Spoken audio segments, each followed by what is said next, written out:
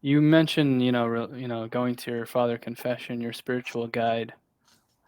Did you have something like that in the Protestant church? Did you have someone who was, like, It's funny that concerned and guiding you and you could go to it's basically funny for that therapy?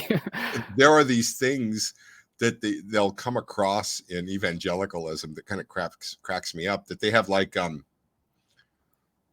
so we have a father of confession that we go to with our sins, and then we got to go back to him, tell him how we're doing. Well, they discovered this need for what they call accountability groups. Mhm. So in the evangelical church, you'll meet with a group of guys, 5, 6 guys, and you'll talk about your struggles with porn or women or whatever it is. And then there might be, a group for alcohol problems or whatever.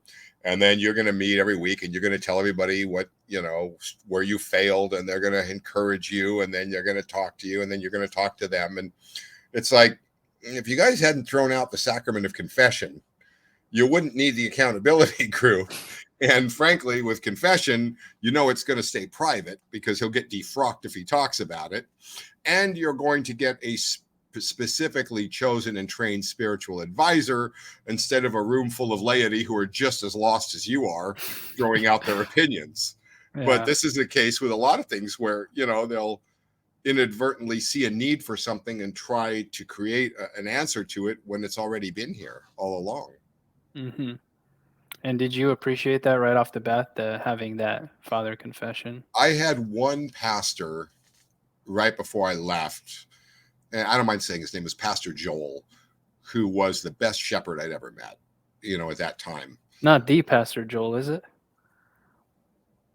You don't No, know what I'm talking about? no, no, no, no, no, no. This Pastor Joel would come to my work to see how I'm doing and Oh, just to wow. check on me and call Mm, me to check on me. I mean, it was a that's shepherd. beautiful. Yeah. It was a real shepherd. And I'll tell you, the first time I met Father Daniel, he gave me his cell phone number. I was in shock because at the church where I was at, celebrity pastor and stuff, no, he had like a bodyguard guy. You couldn't even touch him or talk to him without getting through, and oftentimes I would be one of those guys that's blocking, and no, you have no access to the top people. And even the one pastor who was above the ushering ministry, I remember I'd asked him about something I told him I need to talk to him. And like 2 weeks later, and I was like, you know, I told him, I've been serving here for years. And how many times have I ever told you I really need to talk to you? And he looked at me and I said, one.